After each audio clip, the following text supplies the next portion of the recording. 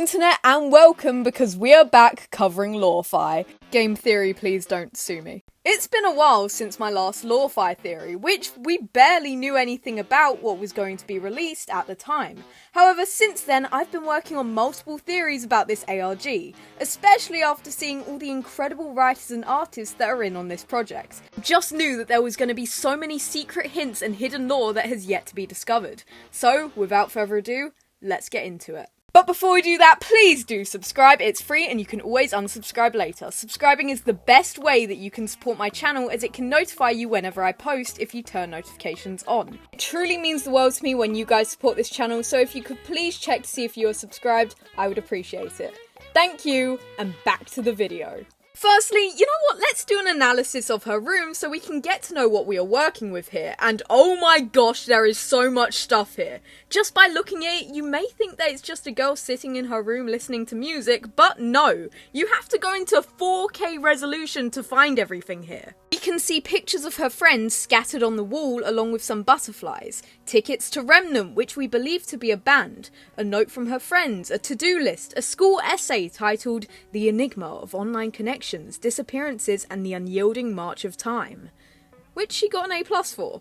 And there's lots of CDs, books and board games, all which give hints to the time period that this was set in. You get the idea that Taylor likes ballet, is a bit of a nerd when it comes to music, and has a strong friendship group. And maybe even some family problems. But some of these hints may be more important than we're meant to believe. And that's what brings me to today's theory. Now, for this bit, I had a little help in terms of research. On the Game Theory Discord, there is a group of theorists that have started a document collecting all the information we have so far on LoreFi. To be clear, I'm using the information from the doc, but the theories are my own. That way, if you want to check out some more alternative theories, you can go and check out the document. If you have a minute, I would recommend checking it out because there have been so many contributions that bring us closer to figuring out the full story. In the LoreFi video, at 55:25, we see the door open with a shadowed figure opening her door. We would assume that this was one of her parents if it didn't look just like the monster she drew on her wall. But despite this, Taylor gives a normal reaction, as if someone just came in to check on her. My initial theory was that this is her father, considering that the two pictures are conveniently close together, as well as there being a skull drawn on it, depicting him as some kind of monster. Maybe she just doesn't like her dad and chooses to view him like this. However, after re-examining the room, you'd see a note on her to-do list that says "Cool Dad," which has been crossed out, and a message sent from Cool Dad 1962 with him checking in on Taylor. If she really hated her dad, why would she be messaging him at all? Better yet, why would he be messaging her if he could check on her by going in her room? This evidence points to the idea that her dad doesn't actually live with her, which means this could be the result of a divorce. Which makes it more likely that this is her stepfather. And the change has been pretty recent. She scribbled him out of the family photo, which looks recently taken. Side note, the reason that I'm assuming that this is more likely her stepfather than her actual father is the fact that he doesn't exactly have any similarities to her. Granted, we can't tell much here, but already the skin tone and hair colour doesn't really line up.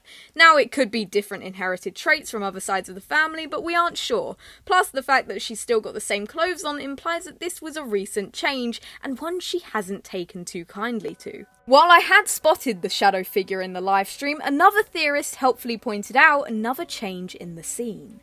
At 54:08 to 54:24, a minute before the shadow figure checked in on her, her camera turns on and starts recording. I don't think that this is a coincidence. I think this is surveillance. I believe that either her father or her stepfather is using this technology to keep tabs on Taylor. Do you guys want to know what one of the biggest questions in the LoreFi theory community was? What year is this set in? With all the references and the books, excluding some that might have been mistakes, we start to get the feeling that this is mid-2000s or possibly even early 2010s. Which means the technology that she is using is quite outdated, even for that time. It gives us the impression that this stuff was passed down from an older relative, possibly something disguised as a gift. I mean, older technology is much easier to control than something newer, after all. But whether it's a divorced dad trying to keep in contact and control of his daughter's life, or a new controlling stepdad, I think it's quite clear that one of them is involved in this surveillance, which may connect them to the virus that has been downloaded on her computer. Either way, it doesn't look like Taylor would have a good relationship with either of them. Given that pictures speak louder than words, what we see in her room speaks volumes about how she feels in her family life. In these scenarios, some people would suggest that music is a way to escape all that, but unfortunately not in this situation. In fact, it's more likely drawing her in rather than a form of escapism. Since the last time we looked at the LoreFi Spotify, it's been updated with a few artist playlists. For instance, Lo-Fi Beats to Theorize To, which has a secret message in the notebook that says, "Hello, Internet." Not really a hint, just something I found cool.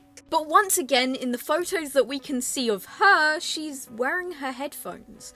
And all of the songs look like they've been put in a more specific order now, which may affect the order of which they occur in the timeline.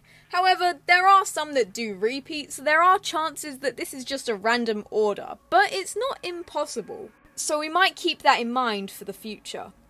But at this point in time, we have two suspects who may be in control of the virus, connecting it to Taylor, but not exactly a motivation just yet.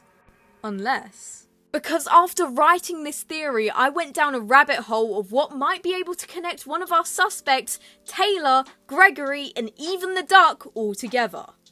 And I might have found it, but you're not gonna like it. So I'm saving it for another video that's gonna come out fairly soon. So if you guys want to see that, please make sure to turn on notifications, or better yet, join my Discord, because notifications seem to work better on there, for some reason. But for now, thank you guys so much for watching. If you like this video, please do subscribe. Shout out to my members, you guys are insane with all the support you give this channel. It allows me to make more theories, and I'm truly grateful. I'll see you guys in the next video. Bye!